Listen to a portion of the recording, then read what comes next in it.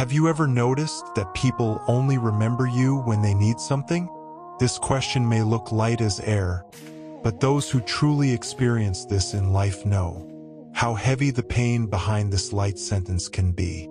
Many times people see you only when they need you. Your smile, your fatigue, your feelings seem invisible to them. Have you ever given up your plans, rest, or peace just to help someone, and once it's done, they suddenly disappear?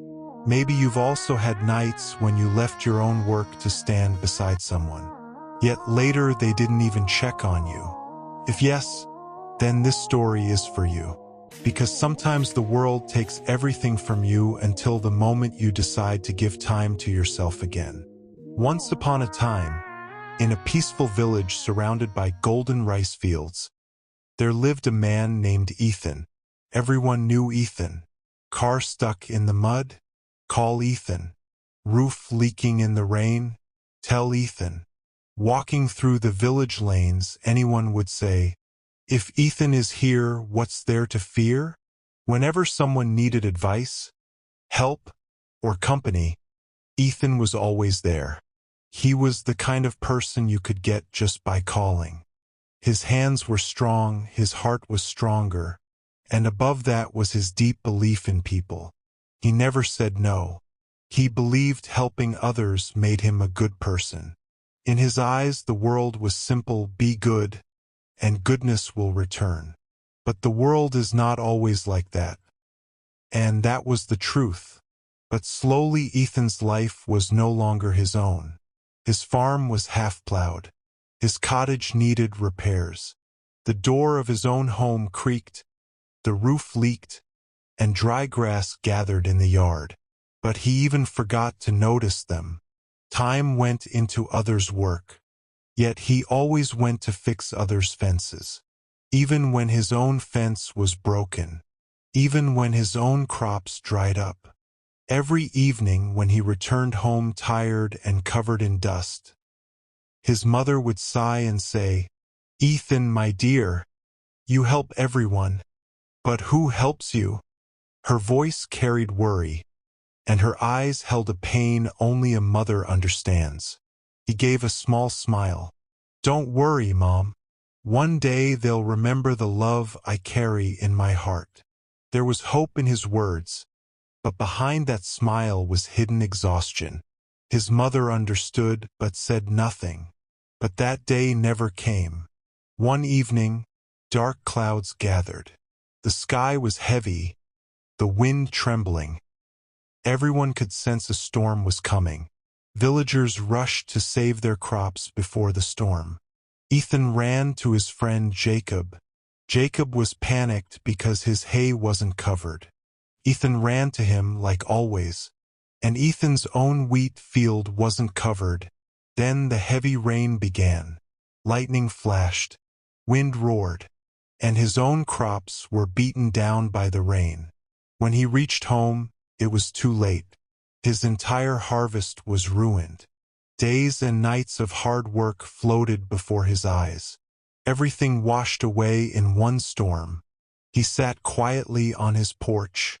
His eyes held despair, and his heart felt empty. The rain had stopped, but the storm inside him didn't. At night, his mother softly said, "You saved everyone's crops, except your own." These words pierced him like a gentle knife. Ethan gave no answer, but something inside him broke. The next morning he went to old George. Wind blew by the riverside. The man was calm, experienced, with life's truths resting in the trembling wrinkles under his eyes. "George," he said, "I don't understand. I'm tired of people." It was the first time he admitted his true pain. Old George looked at the river and spoke, slowly but deeply. "Even love needs a limit, otherwise it destroys itself." Then old George gave him a challenge, the one that changed Ethan's life. He gave Ethan a simple task. For the next 7 days, don't say yes to anything instantly. If someone asks for help, pause and ask yourself, can I really handle this right now? If the answer is no, just say, not today. Then observe what happens. Hearing this, an emptiness rose inside Ethan's chest. He had spent his whole life saying yes, and now he was being told to say no. It felt like telling a runner, rest today. But for those who are used to helping, rest feels like fear. That week felt strange for Ethan. The first morning was peaceful. Soft sunlight, birds chirping, breeze playing in his yard. As if nature whispered, now look at yourself. On the first day, Jacob came running. Ethan, my bull is sick. Jacob's eyes were urgent, his voice full of fear. Ethan had seen this look countless times. The familiar call, help me. Ethan looked at his half-ruined field. The soil was still wet, soft, uneven. He knew, if he didn't work today, it would get even worse. Inside him, two voices fought. One said, go, help him. The other said, save yourself this time. He took a deep breath and said, sorry, Jacob. I have to finish my own work today. Saying this felt like hammering a nail into wood, because he had never said no to anyone. Jacob froze. You're saying no? His eyes were shocked, his voice slightly hurt. Ethan nodded. Yes, I can help tomorrow, but not today. A moment of silence. Even the wind paused. Then Jacob frowned and left. Ethan felt guilty, but continued working. His hands were muddy, his body tired, but for the first time his heart found space for himself. By evening, for the first time in months, his field was ready to sow. Even the soil seemed to thank him. The next day, others came with small requests. Ethan politely but firmly said no. Someone wanted a knife sharpened. Someone needed a cow tied. Someone wanted company. But each time he asked himself, can I handle this now? And most of the time the answer was, no. That night, he felt a peace he hadn't felt in years. His home was silent. Not the silence of loneliness, but the silence of inner peace. On the fourth day, something unexpected happened. Heavy rain started and water dripped through the cracks in Ethan's roof. Drops falling, thunder rumbling. Everything felt unsettling. He knew before he'd run to fix everyone else's roof, and the villagers would fix his. But today, he looked around. No one came to help. Those who called him every day, none of them appeared today. Then he smiled. Not a sad smile, a smile of realization. He repaired his roof himself. Alone. Bricks, mud, wood, rope. He did everything with his own hands. Maybe slowly, maybe painfully, but with his own effort. His shoulder hurt, his hands were cut, yet his eyes sparkled with satisfaction. That night, sitting under the roof he repaired, he whispered, is this what self-respect feels like? The breeze brushed his cheek. Felt like nature replied, yes, it is. Weeks passed.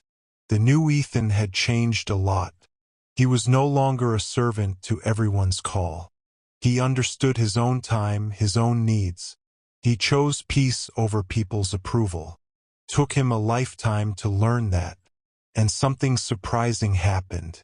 People began respecting him. Because those who are always available, no one values them. Jacob started solving his own problems. Others too, as if they suddenly grew up. Ethan's farm became greener than before. His health improved. His smile returned. And his walk carried confidence.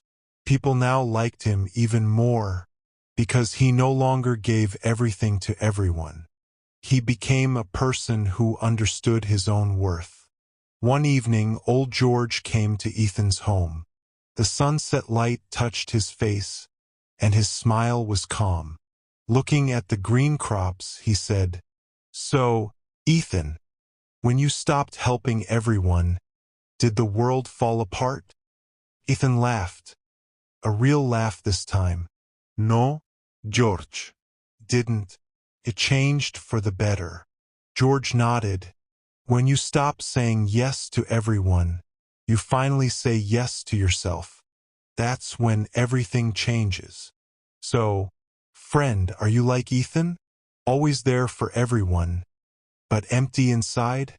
These words hit straight into the heart, because many are just like this. Remember, saying no doesn't make you a bad person. You're simply choosing peace over pressure. When you stop being everywhere for everyone, you finally become someone for yourself. Your time, your mind, your energy, these are what keep you alive. People respect what you protect. So protect your time, your mind, and your energy. And if this story touched your heart, then subscribe, where every story teaches you English and life at the same time.